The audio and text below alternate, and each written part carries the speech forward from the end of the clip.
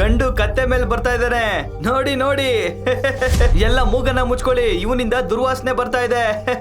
ಮೂಗ ಗಂಡು ಕತ್ತೆ ಮೇಲೆ ಬಂದು ತಲುಪಿದ. ಅವನ್ ತಲೆ ಮೇಲೆ ಪೇಟ ಇರ್ಲಿಲ್ಲ, ಕಾಲಲ್ಲಿ ಚಪ್ಪಲಿ ಇರ್ಲಿಲ್ಲ, ಶರ್ಟ್ ಬದಲು ಹರಿದು ಹೋಗಿರೋ ಬನಿಯನ್ ಹಾಕಿದ. ಇದನ್ನ ನೋಡಿ ಮದ್ವೆ ಹೆಣ್ಣು ಗಾಬರಿ ಆದ್ಲು. ಅಲ್ಲಿದ್ದ ಎಲ್ಲಾ ಅತಿಥಿಗಳು ಆಶ್ಚರ್ಯದಿಂದ ನೋಡ್ತಾ ಇದ್ರು. ಹಳದಿ ಹಲ್ಲುಗಳು, ಶೇವ್ ಮಾಡದೇ ಇರೋ ಗಡ್ಡ. ಈ ವರ ನೋಡೋಕೆ ಅಕ್ಷರಶಃ ಒಬ್ಬ ಭಿಕ್ಷುಕನಂತೆ ಇದ್ದ.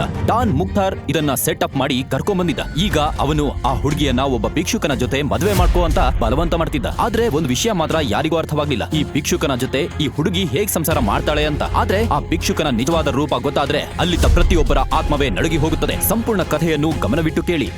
ನಾನು ಯಾವತ್ತೂ ಈ ಭಿಕ್ಷುಕನ ಮದ್ವೆ ಆಗಲ್ಲ, ನನ್ ಕೈ ಬಿಡಿ.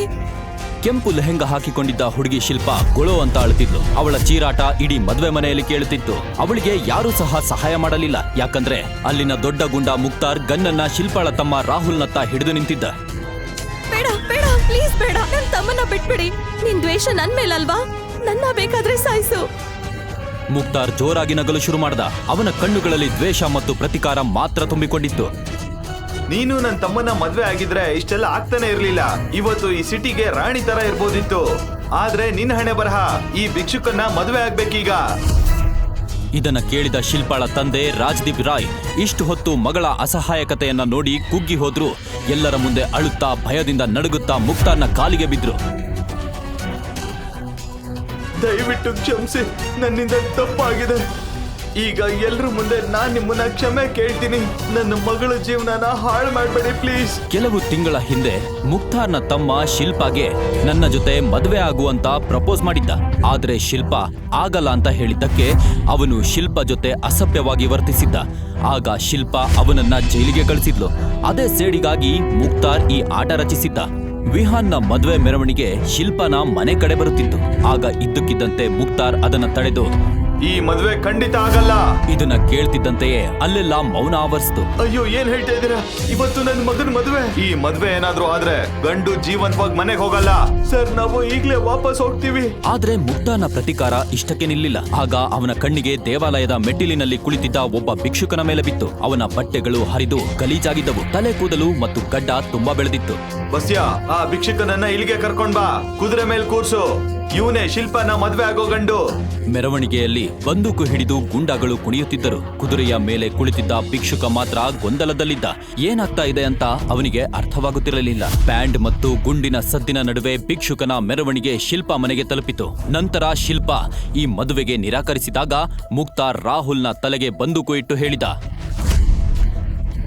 ನಿನ್ ತಮ್ಮನ್ನ ಜೀವ ಉಳಿಸ್ಬೇಕು ಅಂತಂದ್ರೆ ನೀನು ಈ ಭಿಕ್ಷುಕನನ್ನ ಮದ್ವೆ ಮಾಡ್ಕೊಳ್ಳೇಬೇಕು. ನಾನು ಮದ್ವೆ ಆಗ್ತೀನಿ. ಅವಳು ಹಾಗೆ ಹೇಳ್ತಾ ಇದ್ದ ಹಾಗೆ ಮುಖ್ತಾರ್ ಮುಖದಲ್ಲಿ ಕ್ರೂರವಾದ ನಗು ಮೂಡಿತು. ಅಷ್ಟೇ ಅಲ್ಲ, ನಿನ್ನ ಗಂಡ ಆಗೋನು ನಿನಗೆ ಏನು ಹೇಳಲ್ಲ, ಯಾಕಂದ್ರೆ ಅವನು ಮೂಗ. ಇದನ್ನು ಕೇಳಿದ ಶಿಲ್ಪ ಆ ಭಿಕ್ಷುಕನನ್ನ ನೋಡಿದಳು. ಉಳಿದವರು ಅವನ ಕೊಳಕು ಬಟ್ಟೆ ಮತ್ತು ಮಲಿನ ದೇಹವನ್ನ ಮಾತ್ರ ನೋಡಿದರು. ಆದ್ರೆ ಶಿಲ್ಪ ಕಣ್ಣು ಅವನ ಮುಗ್ಧ ಕಣ್ಣುಗಳ ಮೇಲೆ ಬಿತ್ತು. ಇಂದು ಈ ಬಡವ ಗೂಂಡಗಳ ಬಲೆಗೆ ಸಿಕ್ಕಿದ್ದ ಅಂತ ಅವಳಿಗೆ ಗೊತ್ತಾಯ್ತು. ಏ ಬಸ್ಯ, ಹುಡುಗನನ್ನ ಕರ್ಕೊಂಡ್ ಬಾ. ಹುಡುಗಿಗೆ ಕಾಯಕ್ಕಾಗ್ತಿಲ್ಲ ಅನ್ಸುತ್ತೆ. ಬಾ ಮುನ್ನ, ಇವತ್ತು ನಿನ್ ಮದ್ವೆ. ನೋಡು ಎಷ್ಟು ಬ್ಯೂಟಿಫುಲ್ ಆಗಿರೋ ಹುಡುಗಿ, ಅದೃಷ್ಟವಂತ ನೀನು. ಬಸ್ಯ ಭಿಕ್ಷುಕನ ಕೈ ಹಿಡಿದು ಸ್ಟೇಜ್ ಕಡೆ ಎಳೆಯಲು ಪ್ರಯತ್ನಿಸಿದ. ಆದರೆ ಭಿಕ್ಷುಕ ತನ್ನ ಕೈಯನ್ನು ಜೋರಾಗಿ ಬಿಡಿಸಿಕೊಂಡು, ಏ ಕತ್ತೆ, ನಿನ್ನ ಅದೃಷ್ಟ ಬದಲಾಯಿಸಕ್ಕೆ ನಾವು ಬಂದ್ರೆ ನೀನೇನೋ, ನಡಿ ಬೇಗ, ಹಸೆ ಮನೆ ಮೇಲೆ ಕೂತ್ಕೋ. ಭಿಕ್ಷುಕ ಮುಖ್ತಾರ್ನ ಮಾತು ಕೇಳ್ತಾ ಇದ್ದ ಹಾಗೆ ಮುಖ್ತಾರ್ ಒಂದು ಕ್ಷಣ ವೇಸ್ಟ್ ಮಾಡದೆ ಅವನ ಕೆನ್ನೆಗೆ 3-4 ಬಾರಿಸಿದ. ಭಿಕ್ಷುಕನ ಬಾಯಿಂದ ರಕ್ತ ಬಂತು. ಅವನು ಮೂಕನಾಗಿದ್ದರಿಂದ ನೋವಿನಿಂದ ಕಿರಿಚಲೂ ಆಗಲಿಲ್ಲ. ಮಂಟಪದಲ್ಲಿದ್ದ ಜನರಿಗೆ ಆ ಭಿಕ್ಷುಕನ ಮೇಲೆ ಕರುಣೆ ಮೂಡಿತು.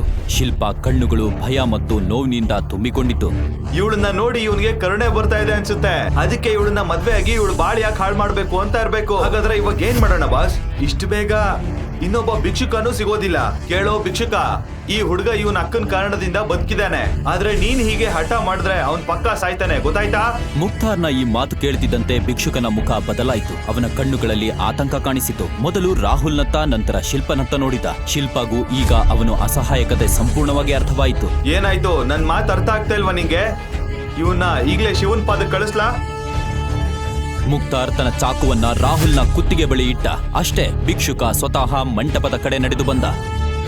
ಏಯ್ ಪುರೋಹಿತ್ರೆ, ಮಂತ್ರಗಳನ್ನ ಶುರು ಮಾಡಿ. ಪುರೋಹಿತರು ಭಯಭೀತರಾಗಿ ಮಂತ್ರವನ್ನ ಪಠಿಸಿದರು. ಮದುವೆ ಮುಗಿಯಿತು. ತನ್ನ ಮದುವೆಯ ಬಗ್ಗೆ ಶಿಲ್ಪ ಎಷ್ಟು ಕನಸುಗಳನ್ನ ಕಂಡಿದ್ದಳು. ಆದರೆ ಇಂದು ಅವಳ ಅಸಹಾಯಕತೆ ಅವಳನ್ನು ಒಬ್ಬ ಭಿಕ್ಷುಕನನ್ನ ಮದುವೆಯಾಗುವಂತೆ ಮಾಡಿತು. ಮದುವೆಗೆ ಬಂದಿದ್ದ ಎಲ್ಲ ಗಣ್ಯರ ಮುಂದೆ ಶಿಲ್ಪ ಮತ್ತು ಅವಳ ಕುಟುಂಬದ ಮಾನ ಗೌರವ ಮಣ್ಣಾಯಿತು. ಕಂಗ್ರ್ಯಾಚುಲೇಷನ್ಸ್ ರೈ ಅವ್ರೆ, ಇವತ್ತು ನಿಮ್ಮ ಮೊಮ್ಮಗಳು ಗೌರವ ಜಾಸ್ತಿ ಮಾಡಿದಾಳೆ. ಮುಕ್ತಾರ್ ರಾಹುಲ್ ಅನ್ನ ಬಿಟ್ಟು ಹೊರಡಲು ತಿರುಗಿದ. ಆದರೆ ಅವನಿಗೆ ಏನೋ ನೆನಪಾಯಿತು. ಅವನು ಶಿಲ್ಪ ಬಳಿಗೆ ಮತ್ತೆ ಬಂದು, ನನ್ನ ಮತ್ತೆ ನನ್ನ ತಮ್ಮನ್ನ ಎದುರಾಕೊಂಡ್ರೆ ಏನಾಗುತ್ತೆ ಅಂತ ಗೊತ್ತಾಯ್ತಲ್ವಾ? ಇನ್ಮೇಲೆ ಹುಷಾರಾಗಿರು. Happy married life, first night enjoy ಮಾಡು. ಇದನ್ನು ಹೇಳಿ ಮುಕ್ತಾರ್ ಜೋರಾಗಿ ನಕ್ಕು ತನ್ನ ಗುಂಪಿನೊಂದಿಗೆ ಅಲ್ಲಿಂದ ಹೊರಟ. ಅವನು ಹೋದ ತಕ್ಷಣ ಶಿಲ್ಪ ಅಲ್ಲೇ ಪ್ರಜ್ಞೆ ತಪ್ಪಿ ಬಿದ್ದಳು. ಮುಂದೆ ಏನಾಗಲಿದೆ? ಮುಂದಿನ ಕತೆ ತಿಳಿಯಬೇಕಾದರೆ ದ ಬೆಗ್ಗರ್ ಹಸ್ಬೆಂಡ್ ನ ಎಲ್ಲ ಎಪಿಸೋಡ್ಗಳನ್ನ ಕೇಳಲು ಡಿಸ್ಕ್ರಿಪ್ಷನ್ ನಲ್ಲಿ ಇರುವ ಲಿಂಕ್ ಮೇಲೆ ಪಾಕೆಟ್ FM ಆಪ್ ಅನ್ನ ಡೌನ್ಲೋಡ್ ಮಾಡಿ.